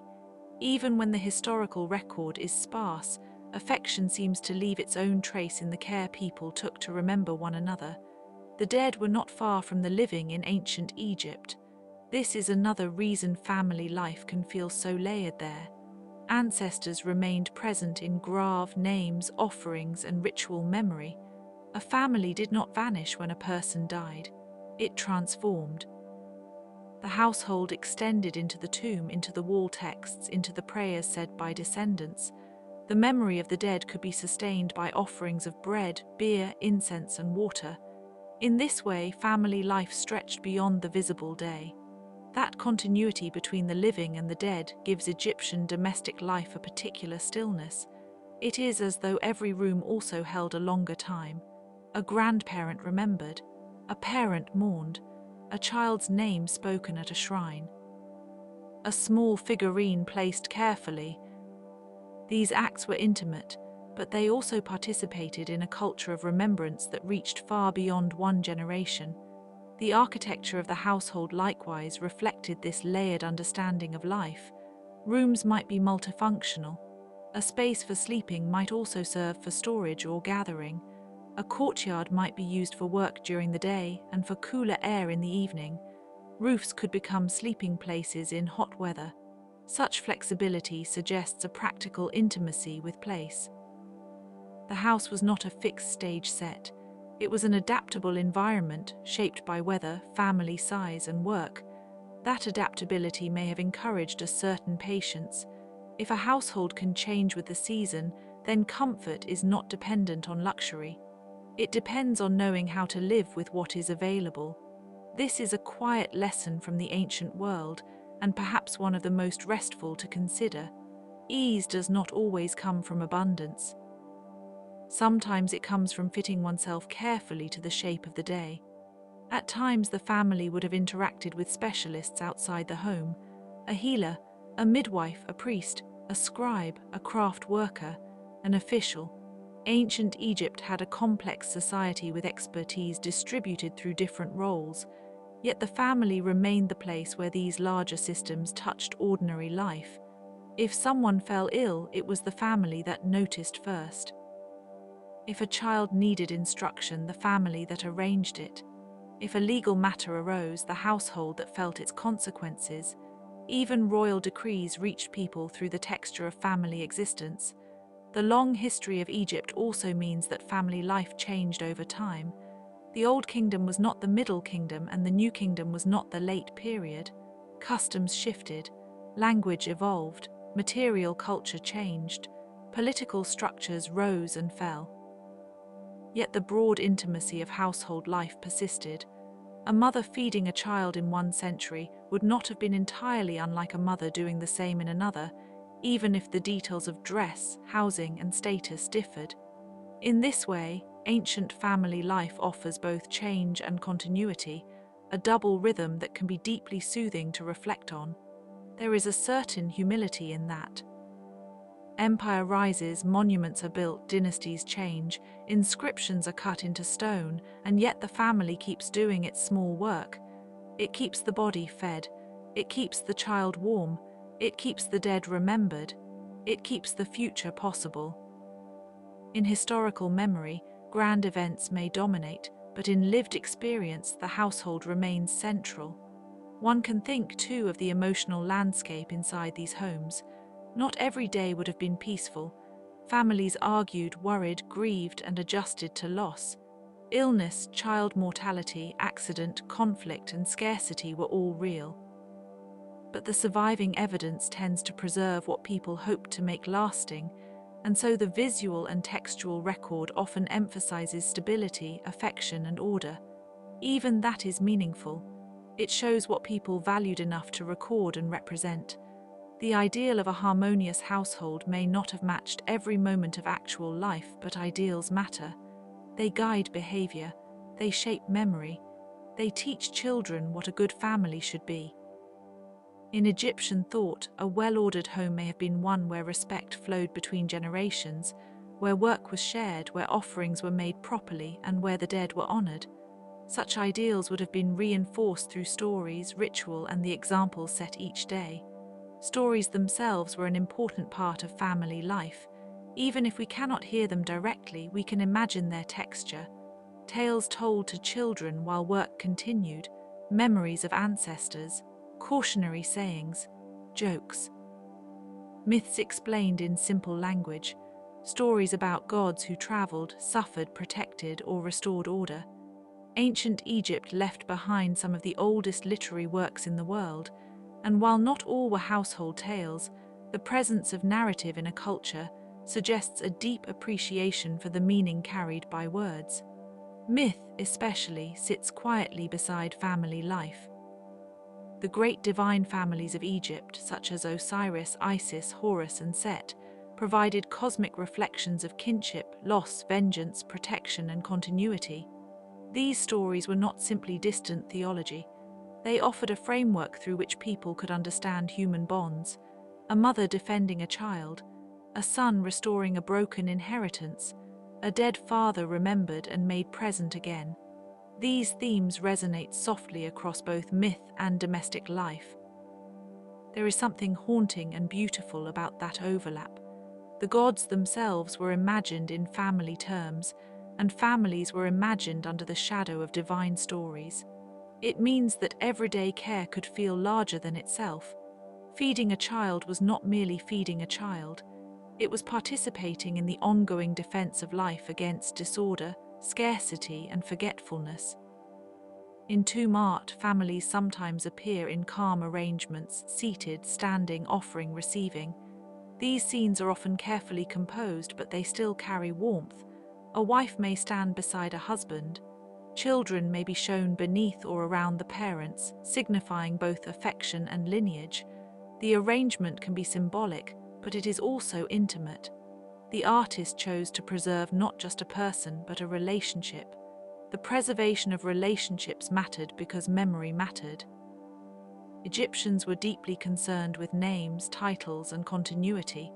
To remember someone was to keep a part of them active in the world. Within a family, names could be spoken, repeated, inherited, or carefully inscribed. The survival of a name in stone or text was one way of extending family life beyond the limits of a single generation. This may be one reason ancient Egyptian cemeteries and tombs feel so full of presence. They are not empty spaces, they are populated by attention. The living made offerings, visited and sustained connections. The dead, in turn, were imagined as needing care and able to provide blessing in return. A family was therefore not bounded by the visible house alone. It extended into sacred space and memory. And memory, in a broader sense, is one of the softest forces in human life. It is built from repetition, just as family habits are built from repetition.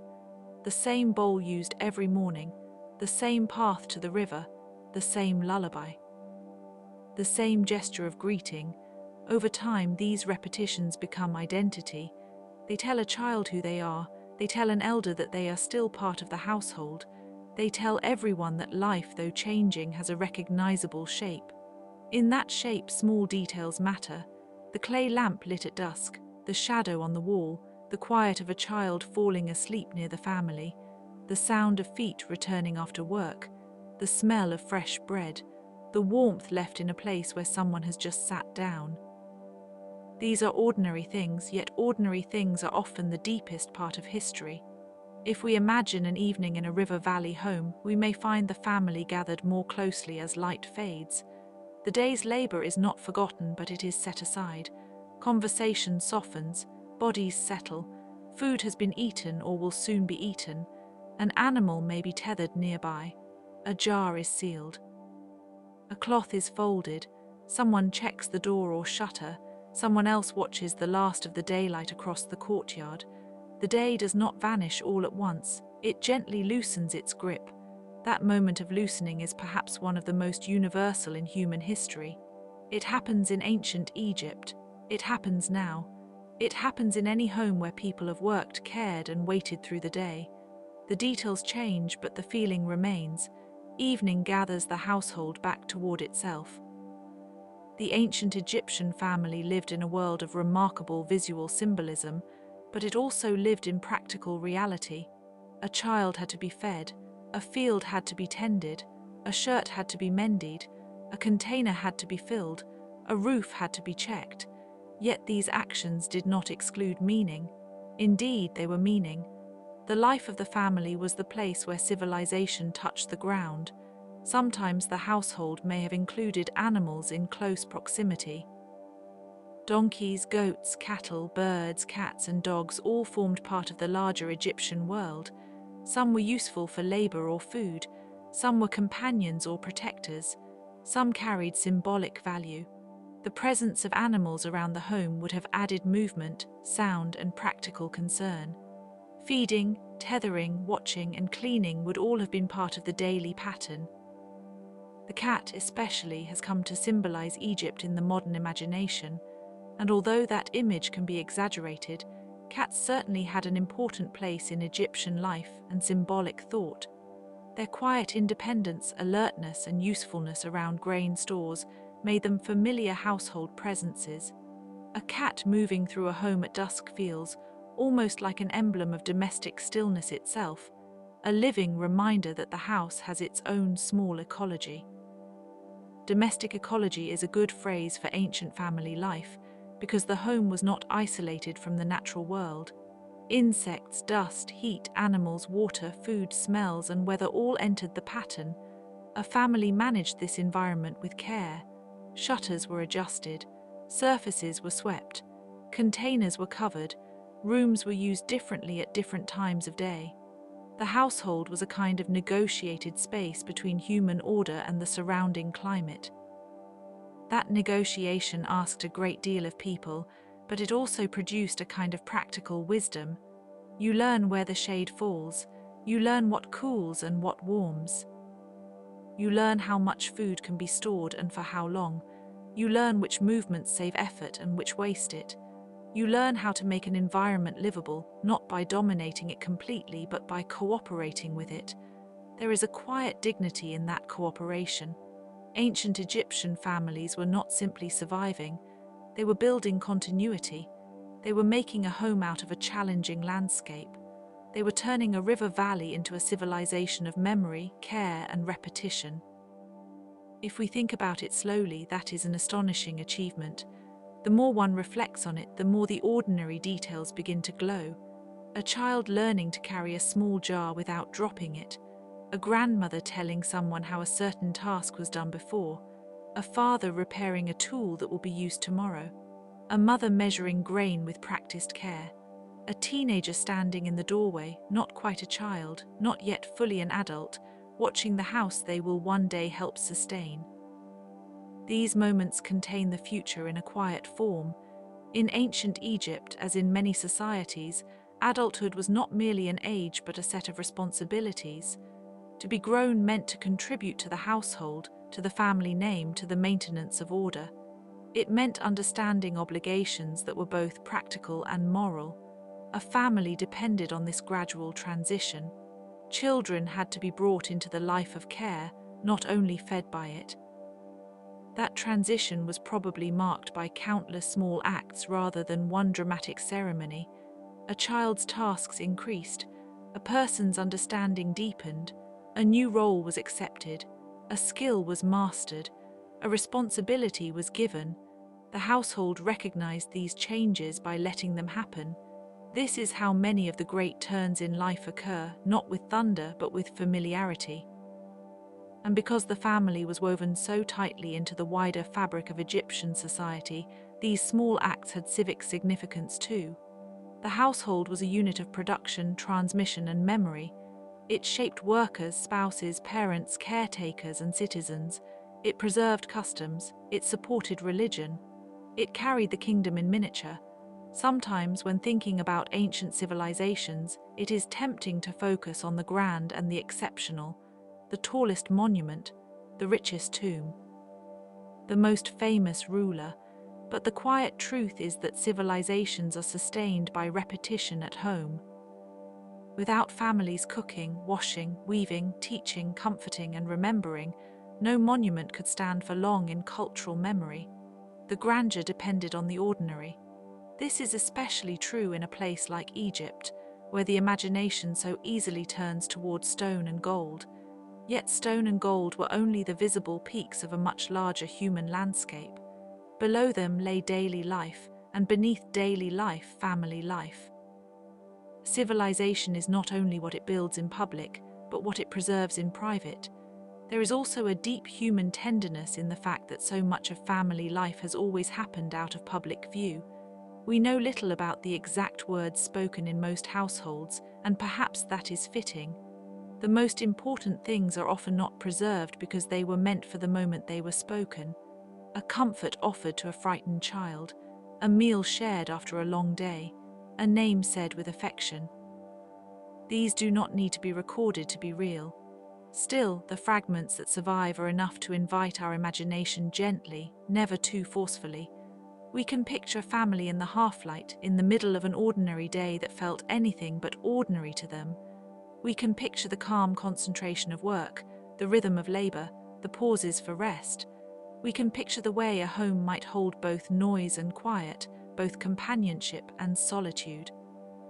Some members of the household may have needed seclusion at times, especially in relation to illness, childbirth, or ritual observance.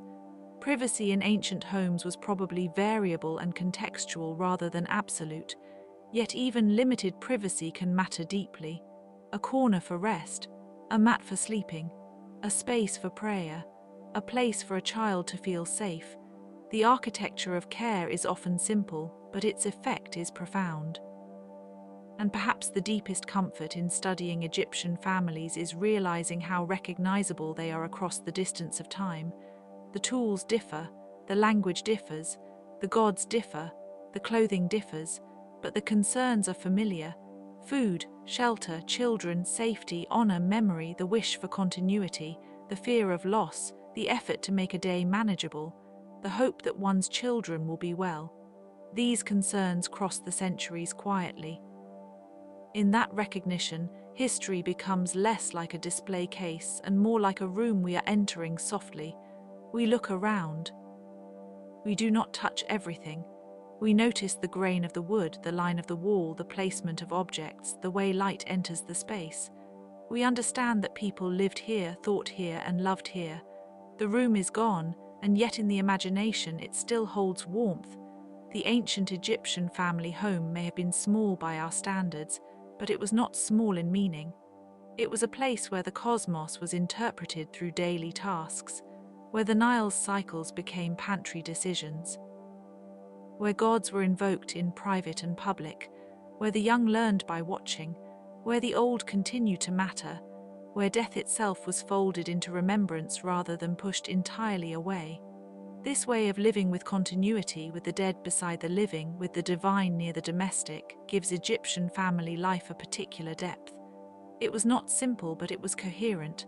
The household was a world that knew what it was for: to feed, to protect, to transmit, to remember, to endure. And because it knew this, it could be calm. Not calm in the sense of effortless, but calm in the sense of practiced. A calm made from repetition, a calm built from competence, a calm that comes when people know their tasks, know their seasons, and know one another well enough to share the burden. That kind of calm is one of the oldest forms of human peace. As the evening deepens, we might imagine the family drawing closer to sleep. The day's sounds recede, the household settles, a lamp burns low. The last tasks are completed, a child is laid down, an elder adjusts a blanket. Someone remains awake a little longer, perhaps listening to the night beyond the wall. The river continues its endless movement somewhere in the darkness, carrying the whole land forward in silence. In that stillness, all the early emotions of the day seem to rest inside one another.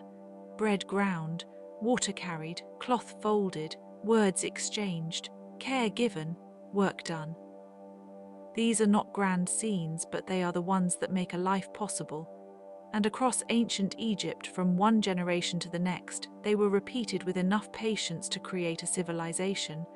So let the image remain gentle: a family in a house near the Nile, a threshold crossed with familiar ease, a shared meal, a child's sleepy breathing, a careful hand placing something back where it belongs, a world of quiet tasks continuing until night gathers them all. And now, with the same softness, let this long day in ancient Egypt come to rest. Let the walls hold the remaining warmth. Let the river move on. Let the household sleep. Let memory keep watch with its calm, enduring light. Good night. And yet, even as the household sleeps, the ancient Egyptian family does not entirely disappear into darkness. In the imagination, it remains just at the edge of sight, like a room seen from a courtyard at dusk, when the last traces of daylight still cling to the plaster. There is something comforting in that half-lit persistence. A family does not need to be grand to endure in memory.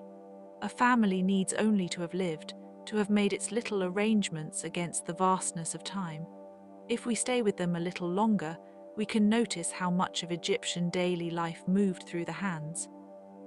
Hands kneaded dough, shaped loaves, tied cords, adjusted linen, lifted water jars, soothed a child's hair, and pressed offerings into place for the dead.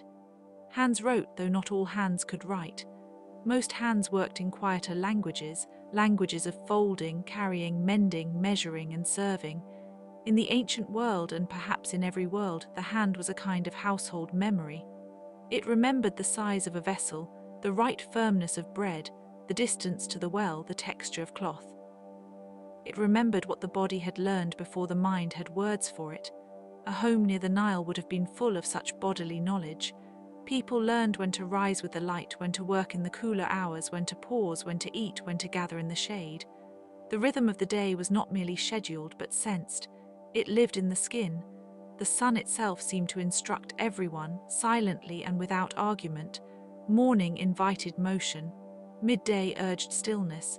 Evening gathered the household inward. Night asked for rest and patience.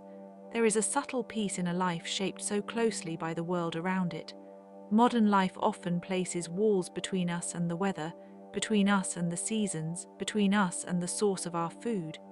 Ancient Egyptian families lived closer to those beginnings. They were not untouched by hardship, of course. There were times of shortage, danger, illness, and grief. The ancient world was never as soft as memory can make it, but there was still a nearness to elemental things that gave the ordinary day a particular clarity.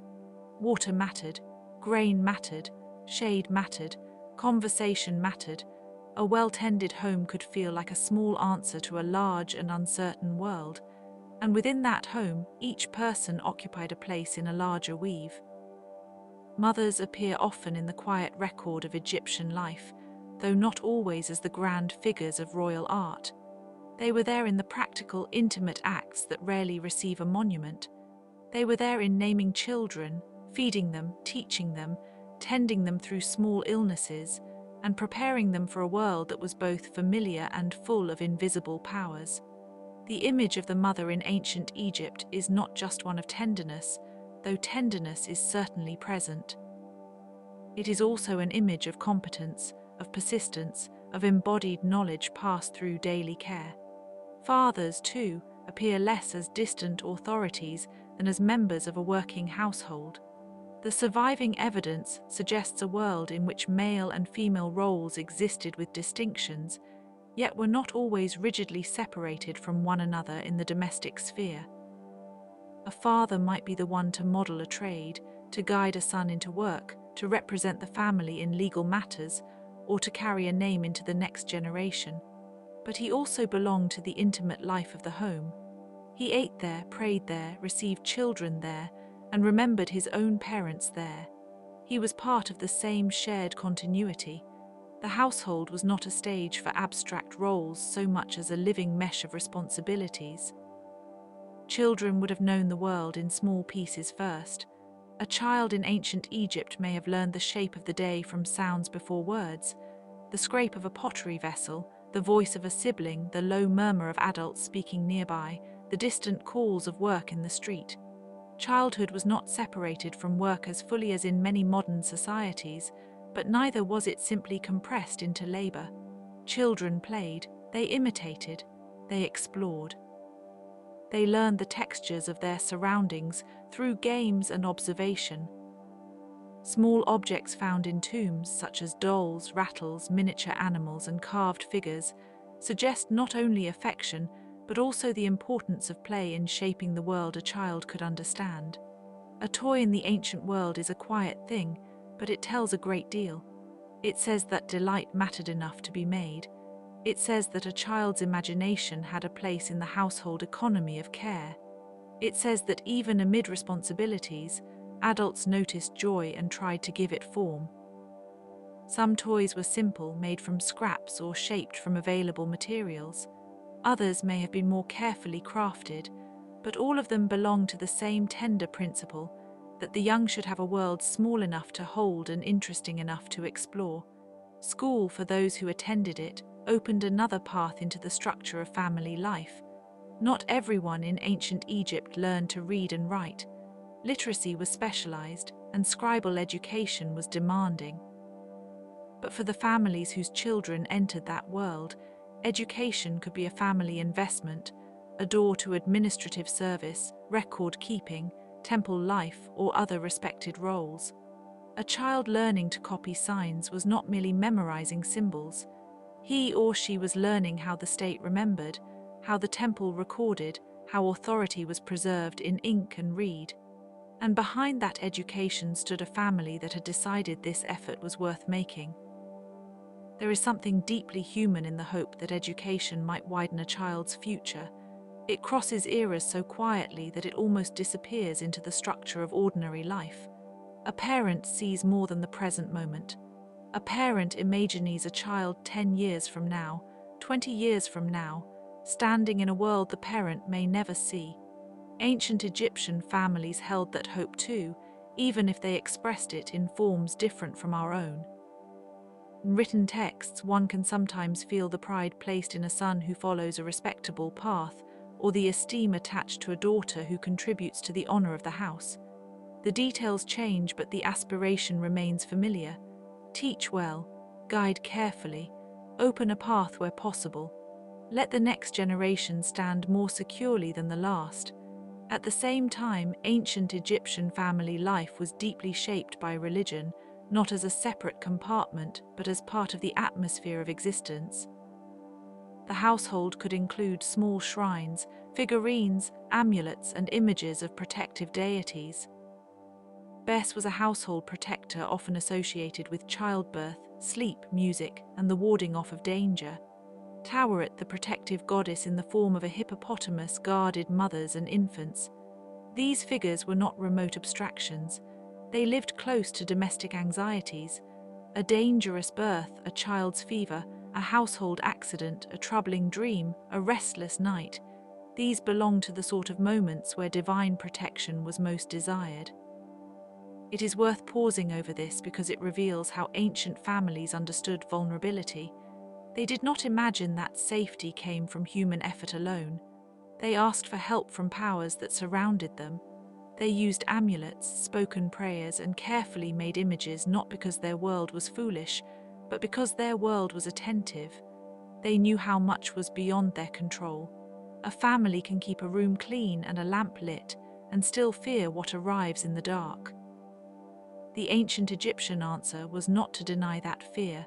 It was to live alongside it with ritual, symbol, and hope. The concept of the home in Egypt also extended into the afterlife in powerful ways. Tombs were often arranged as lasting houses for the dead, and this does not feel separate from family life so much as it feels like its extension. The deceased were remembered by the living through offerings, prayers, and visits. Names were inscribed so that they might continue to be spoken. Images were placed so that presence might endure. The dead were not simply gone. They remained part of the family's moral geography. To remember an ancestor was to maintain a bond, and to maintain a bond was to preserve order itself. The line between household and tomb could be thinner than we might expect. This may sound solemn, but it was not necessarily grim. In many ways, it was a continuity of affection. A child who learned the names of grandparents and great-grandparents did not experience the past as empty absence. The past had relatives in it. The past could be addressed. The past could be honored with food, with words, with memory. Egyptian family life thus held a remarkable sense of layered time. The living depended on the dead for identity, and the dead depended on the living for remembrance. That mutual reliance gave the household a wider horizon than a single lifetime. Some of the most touching traces of this world come from letters and inscriptions that feel almost intimate in their directness. A person might write to a family member about health, work, or the proper performance of offerings. Another text might preserve advice from an elder to a younger person, urging patience, moderation, or respect. These are not grand philosophical works. They are the murmurs of one generation speaking to another. They remind us that family life was also instructional. It was the place where moral habits were shaped. What did it mean to be dutiful, generous, restrained, or honorable? The answers were not only taught through formal doctrine. They were absorbed through repetition, example, and correction. The Egyptian ideal of balance, often associated with Ma'at, subtly permeated domestic life. Ma'at was not merely a cosmic principle reserved for kings and gods. It was also a household feeling. A proper meal, a just arrangement of tasks, a respectful word, a maintained promise, a measured response to difficulty. These were all small enactments of order. To keep a family going required a kind of domestic Ma'at, not perfection, not the absence of conflict, simply a maintained shape, a habit of right relation. It is easy to imagine how comforting that principle could be in a world where the Nile's generosity depended on forces no one could command. If the wider universe had a pattern, then perhaps the household could reflect it. And so the work of the home became a quiet mirror of the world.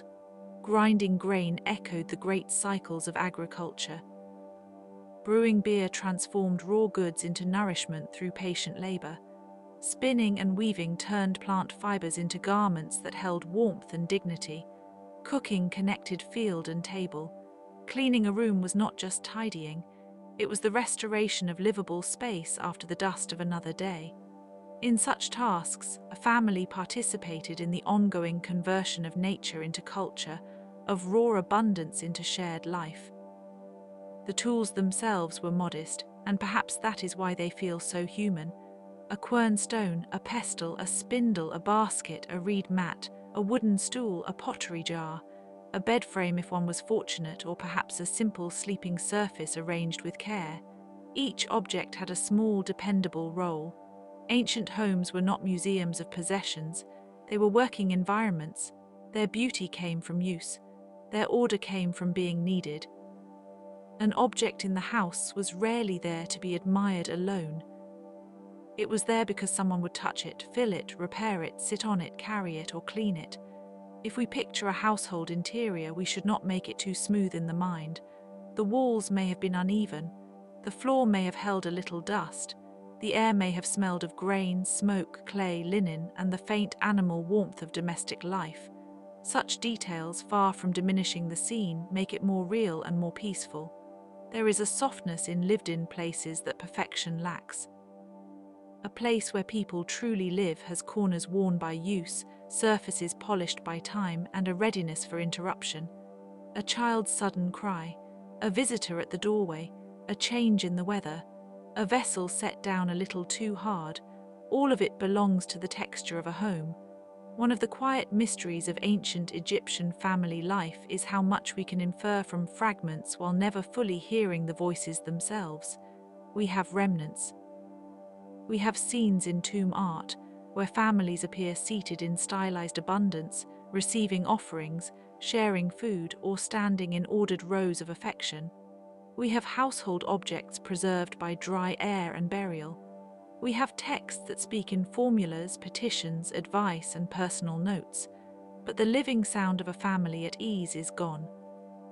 No one can fully recover the exact tone of a mother calling a child back from the street, or the soft argument of siblings sharing a loaf, or the laughter that may have risen briefly before the room quieted for the evening. Still, the absence itself can be gentle. It invites imagination without demanding certainty, and perhaps that is one reason ancient Egyptian family life continues to fascinate. It remains partially hidden, like a chamber found behind a sealed wall. We can enter cautiously. We can observe the objects, we can sense the intention of the space, but the original moment of life still flickers at the margins, just beyond full recovery. That distance gives the past a kind of tenderness. In some households, the presence of older generations would have been especially important. Elders carried memory, and memory was one of the great resources of an ancient family. They remembered who was related to whom, which field produced well, which prayers were spoken at which season, which neighbor could be trusted, which route was safer, which story should be told at certain times of year. Their value was not only emotional, it was practical. Knowledge lived in people before it lived in books. A family that retained its elders retained a kind of living archive. The care given to elders can be difficult to see clearly in the archaeological record, but the broader culture suggests respect for age and experience. Instructional texts often emphasize the duty of the younger toward those who came before. In a society where continuity mattered so much, the old were not merely left behind if they remained within the household. They anchored it. They connected the present to the remembered past. Their bodies slowed, perhaps, but their authority could still be woven into daily decisions. A grandparent seated in the shaded part of the room might be quiet for long stretches and yet remain central to the life around them. That centrality appears again in funerary customs.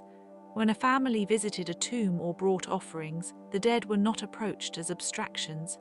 They were approached as family members transformed by time and rite. Food was left, names were spoken, memory was refreshed. The act itself could be simple, but simplicity is not the same as emptiness. In fact, some of the most enduring human rituals are small, repeated gestures that make absence bearable. A little water poured, a piece of bread offered, a name remembered, a story told again. The dead, in this sense, were woven into family routines as surely as the living. This blending of life and death may seem unusual to modern ears, but it can also feel unexpectedly soft. Instead of a sharp boundary, there is a veil. Instead of disappearance, there is relation. Families continue to care because care did not end at the grave. This does not erase sorrow. It gives sorrow a shape. It allows grief to become duty and duty to become remembrance. Across the centuries, this may be one of the most humane aspects of the ancient Egyptian worldview. We can also think about work outside the home and how it flowed back into family life. In agricultural settings, family members may have shared in seasonal labor, the timing of which was closely tied to the Nile and to the land's cycles. In more urban settings, some families were associated with craft production, administration, temple service, or trade. Children often learned through proximity. A son might observe a father's trade. A daughter might help with domestic production. The family was not only a place of shelter from work, it was often the very setting in which work was learned, absorbed, and continued. This created a deep continuity between generation and generation. A hand that learned to measure clay from a parent's example might one day guide a child in the same motion. A song sung over a task might be sung again years later in another kitchen, by another voice in another home. In this way, family life was one of the main vessels through which a civilization reproduced itself, not through monuments alone, not through decrees alone, but through repetition in the intimate sphere. And because ancient Egypt lasted so long, these repetitions accumulated into something vast. Dynasties changed, capitals shifted, local conditions varied, religious ideas evolved, foreign influence entered and was absorbed in different ways. Yet beneath the broad movements of history, families continued. They kept making bread, raising children, mourning losses, and honoring ancestors. Civilizations are often described in terms of rulers and wars, but the quieter truth is that they persist through ordinary endurance. A family cooking supper is not usually treated as an event in world history. And yet without that supper, without the knowledge passed along with it, there is no civilization to remember. It is pleasant, then, to imagine a household at the edge of some ancient settlement as evening arrives. The light turns gold and then copper. The sounds outside soften. A jar is topped off. A child is reminded to settle. Someone checks the doorway one last time. A pet, if one is present, curls into a dim corner. The air cools. The day's labor is over, not in triumph but in completion. There is no applause for this. There does not need to be. The reward is the shared pause, the fact that everyone has returned home safely enough for another night. In the outer world, grand things may be happening. Temples may be receiving offerings. Officials may be counting grain. Workers may be moving stone. Priests may be reciting words to gods with old and watchful names. The royal court may be alive with politics, ceremony, and ambition. But the family home continues at a gentler pace, and its gentleness is not lesser. It is foundational. A great civilization can be admired from the outside for its monuments, but it is understood from the inside through its households. Some homes may have felt crowded, with many people sharing limited space. Privacy would have been partial, and personal space negotiated more than assumed. Yet human beings are remarkably capable of creating inner rooms within shared rooms. A glance, a corner, a designated mat, a familiar routine, a habitual tone of voice can all establish enough privacy for tenderness or reflection. The ancient Egyptian household may have been physically compact, but it could still contain worlds. A child's worries, a young person's hopes, a spouse's fatigue, an elder's memories, a worker's calculations, a quiet prayer before sleep. Space is not only measured by walls, it is also made by trust. This is part of why domestic scenes from ancient Egypt feel so emotionally resonant. They do not depend on luxury. A simple space, if arranged with care, can hold a life. And life, in the end, is what the ancient Egyptians seem to have honored again and again in their homes. Life as nourishment, life as continuity, life as protection, life as memory. Even their funerary customs, often mistaken by modern observers as obsessed with death, are better understood as methods for preserving life beyond loss. The household was the model, the tomb was the extension, the gods watched over both. There is also a kind of patience in the ancient Egyptian relation to time that feels soothing from a distance. Their calendars, agricultural schedules, ritual repetitions, and inherited practices all suggest a culture that understood life as cyclical and accumulative rather than hurried and disposable. A family's responsibilities returned, the seasons returned, festivals returned, offerings returned, names were repeated, stories were repeated. This repetition was not boredom, it was stability. It was the feeling that the world, though vulnerable, could be inhabited again tomorrow. That sense of return may be one of the most restful things to imagine before sleep. The knowledge that morning will come, and with it the familiar tasks. The bread will again be prepared, water will again be carried, children will again need guidance, the household will again assemble itself around the requirements of the day. In ancient Egypt, as in so many places, life moved forward by moving in circles.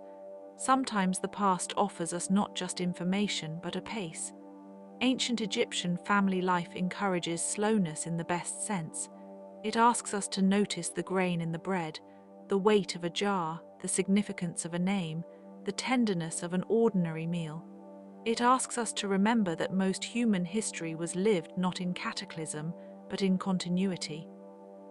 It asks us to see that a civilization can be built from repeated care, from predictable gestures, from the art of making a day workable. And if one listens for the faintest echo of that world, one might almost hear the overlapping sounds of domestic time. A mortar tapping grain, a doorway creaking softly, water poured into a basin, a child's breathing, a low conversation, a prayer whispered under the breath, a step on packed earth, a curtain shifting in the night breeze. None of these sounds is dramatic. Together they form a life. There is a quiet dignity in that. Not every legacy needs to be carved into stone to matter. Some legacies live in habits of care, in remembered recipes, in ways of soothing fear, in the patient passing of skills from one pair of hands to another. The ancient Egyptian family, in all its variation across centuries and regions, participated in that humble kind of immortality. So we return once more to the warmth of the household. Not because the past is completely known, but because it is partially known in ways that matter. Enough survives to let us feel the outlines of affection, labor, and belonging. Enough survives to remind us that the people of ancient Egypt were not merely builders of pyramids or keepers of tombs. They were parents and children, siblings and elders, spouses and kin, making a place together under a difficult sun. The sun is gentler now in the mind, sinking lower behind the horizon of thought. The room is quieter. The story is quieter. The family in the imagined house near the Nile has long since settled into sleep, and yet their day continues to rest with us softly, as if carried in a bowl of still water. May the old household remain peaceful in memory. May its lamps burn low without being lost. May the river move on, patient and dark beneath the stars. May the small human labors of bread, cloth, prayer, and care be remembered with kindness. And may this quiet passage through ancient family life drift now, at last, into deeper rest.